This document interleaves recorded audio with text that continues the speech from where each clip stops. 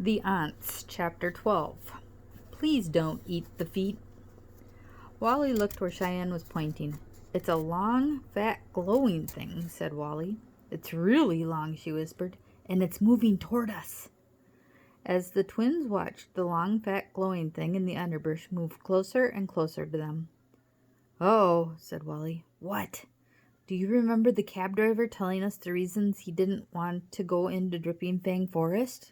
Wally asked. Sort of. Do you remember him saying anything about slimy, gray, 10-foot-long giant slugs that glow in the dark? They attach themselves to your legs and suck the feet right off your ankles? Wally asked. Sort of, Cheyenne whispered. As the twins watched, fascinated, a strange thing happened. The long, fat, glowing thing suddenly got skinnier and longer at both ends. A lot longer. Then the two ends of the long, glowing thing began to surround them on both sides. Run, Cheyenne, run, Wally shouted. Run for your life!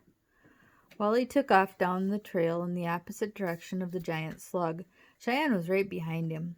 The giant slug slithered after them. Don't worry, Cheyenne called out to her brother, puffing as she ran. Slugs can't travel really fast at all. How do you know that? Wally puffed.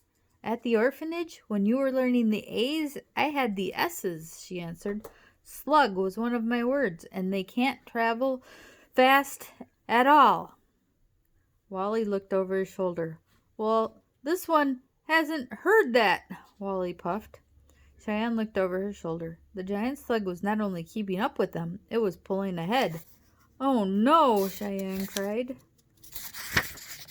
Then, because she was looking over her shoulder and not where she was going, Cheyenne tripped and fell on her face. The giant slug moved in on her feet. It began eating her left shoe. Help! Screamed Cheyenne. Wally opened his Boy Scout knife, but try as he might, all he could get out was the screwdriver blade. He rushed toward the giant slug with it. Is that supposed to scare me? Asked the giant slug. A screwdriver? Stop eating my sister's foot, Wally shouted. Stop that right this minute. Why should I stop? Asked the giant slug. Because that's my sister, said Wally. You have no right to eat her feet. I do so have the right to eat her feet, said the giant slug. Orphan feet are delicious. What does she need feet for anyway? Look at me. I don't have any feet. I don't need feet. Is she supposed to be better than me or what? Cheyenne unscrewed the top of Grandma Gloria's salt and pepper shaker and pulled all the salt out onto the giant slug. Yikes! Shouted the giant slug. Salt!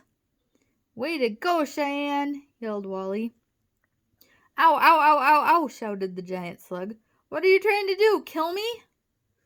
Yes, of course I'm trying to kill you, said Cheyenne. But why? Demanded the giant slug. Ow, ow, ow, ow, ow! What have I ever done to deserve that? You were trying to eat my feet off, Cheyenne explained. So what? Said the giant slug. Boy, that smarts. So, are you going to die now? Cheyenne asked. Die? Said the giant slug. No, I'm certainly not going to die. Thanks to you, I'm going to be in a lot of pain, though. Ow! But don't worry about me. I'll take a hot bath and 2 aspirin and I'll be all hunky-dory in the morning.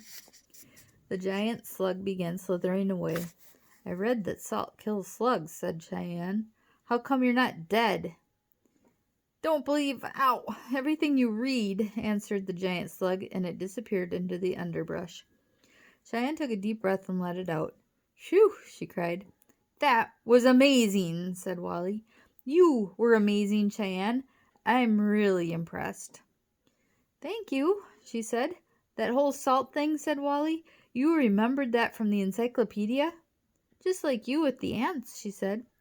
I guess we really have to thank Hortense Jolly for making us spend all that time studying the encyclopedia, said Wally. Hortense Jolly, said Cheyenne. I never used to like old Hortense, but she wasn't all that bad. No, not really, said Wally, not compared to the aunts. You know something? I always felt old Hortense kind of liked us, Cheyenne. And she never threatened to kill us, said Wally. I do like that about her. Yes, said Cheyenne. Hey, would we ever want to go back to Jolly Days? I don't know, said Wally. We'll see. You mean first we'll see if anybody wants to adopt us?